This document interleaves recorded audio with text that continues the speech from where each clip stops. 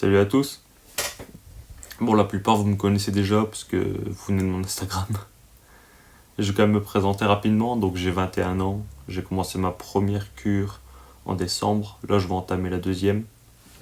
Je fais une story à la une tous les jours pendant que je suis en cure où je partage les effets, enfin mes ressentis, les effets que ce soit positifs ou négatifs. Par exemple, une nouvelle veine qui est un peu plus visible ou des douleurs après une injection, toutes sortes de choses auxquelles on peut être exposé pendant une cure.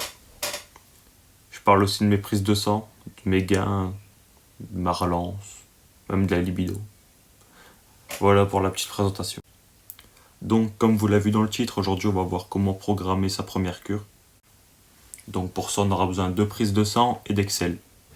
Donc nous voici sur Excel, c'est un calendrier tout bête, hein. Lundi à dimanche, c'est un calendrier quoi. Donc le premier lundi, vous pouvez voir que c'est la prise de sang. Donc à cette prise de sang, sauf antécédents particuliers, ce qui concerne la plupart des gens, c'est la prolactine, le stradiol, les hormones thyroïdiennes, donc T3, T4, la LH, la FSH, les transaminases, la créatinine, et il y en a encore d'autres, mais de façon générale, c'est dur d'avoir énormément de prises de sang, donc si vous avez cela, c'est déjà très bien.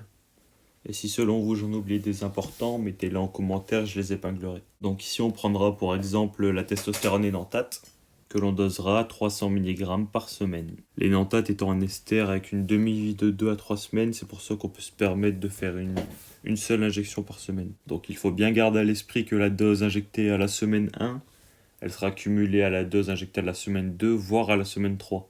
Donc vraiment pour une première expérience avec les stéroïdes, c'est largement suffisant. On n'a pas le temps d'étudier tous les cas, donc ici on va prendre l'exemple de quelqu'un qui a juste un taux d'estradiol un petit peu trop haut.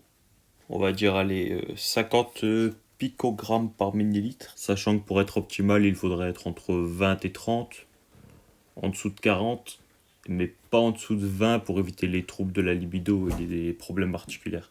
Après c'est pas figé, c'est pas tu passes la barre des 40, waouh, gynécomastie, non. Mais pour avoir des ordres à suivre, c'est à peu près ça. À savoir aussi que tous les anti-oestrogènes ne se valent pas. Là, on part sur de l'arimidex. Pour les dosages, c'est compliqué parce que certains sont moins efficaces que d'autres. Donc, on va partir du principe que c'est un bon arimidex. Alors, on pourra le doser à 0,5 mg tous les 2 jours. Donc voilà, la cure elle prend forme. Vous pouvez constater que le 16e jour, j'ai mis prise de sang. Pourquoi j'ai pris le 16e jour? C'est parce qu'on doit prendre en compte la demi-vie de l'ester pour savoir à quel moment nos taux seront à peu près stables. À ce moment-là, on est parti pour refaire toutes les mêmes prises de sang qu'à la première. Voir si la prise exogène de testostérone, ça a chamboulé vos hormones. Si tout est ok, ben tant mieux. Et il faudra aussi constater, là on avait dit que le seul problème c'était l'estradiol. Il faut voir si l'arimidex était bien dosé, si à peu près entre 20 et 30, voire un peu plus, c'est parfait. Dans le cas d'un intermédiaire qui voudrait monter les doses en voyant que ses prises de sang sont bonnes et qui voudrait avoir une testo encore plus haute, c'est possible. Mais il faut bien se mettre en tête qu'il faudra refaire encore une fois toutes les prises de sang parce que les taux ne seront plus les mêmes.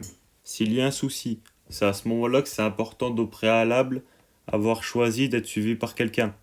Parce que faire des prises de sang régulières, c'est déjà une très bonne étape, mais remettre les taux comme il faut quand même déjà plus de connaissances. Bon, là, disons qu'on est tombé sur un chanceux. Bon, pour la relance, à cette dose-là, on va attendre un bon 2 semaines pour la commencer. Et ici, on va décider de la faire avec du clomide. Allez, donc on s'affole pas sur la dose, c'est juste un front load. Alors, la demi-vie du clomide, elle est environ de 5 jours. Donc ici, on fait juste en sorte d'atteindre une concentration sanguine suffisante. Et après, on prend 50 mg de clomide tous les jours pour maintenir cette concentration. Après cette relance, on refait un bilan sanguin pour voir si tout s'est bien remis à niveau. Et si par la suite on veut refaire une cure, ici comme c'est une cure de 9 semaines, il faudra attendre alors au moins au minimum 9 semaines pour en refaire une. Bon, je vous reprends ici. J'espère que la vidéo elle vous aura plu, qu'à certains elle aura appris des choses. N'hésitez pas à commenter ce que vous en pensez, si vous voulez débattre. N'hésitez pas à aimer la photo aussi. Je vais pas vous demander de partager pour éviter d'inciter des jeunes âmes innocentes. Le but c'est pas ça non plus. N'hésitez pas à me rejoindre sur Instagram parce que c'est clairement là-bas que je suis le plus actif. Je sais même pas si je referai une vidéo. Je mettrai le lien en biographie, un jour un fruit. Et bon confinement.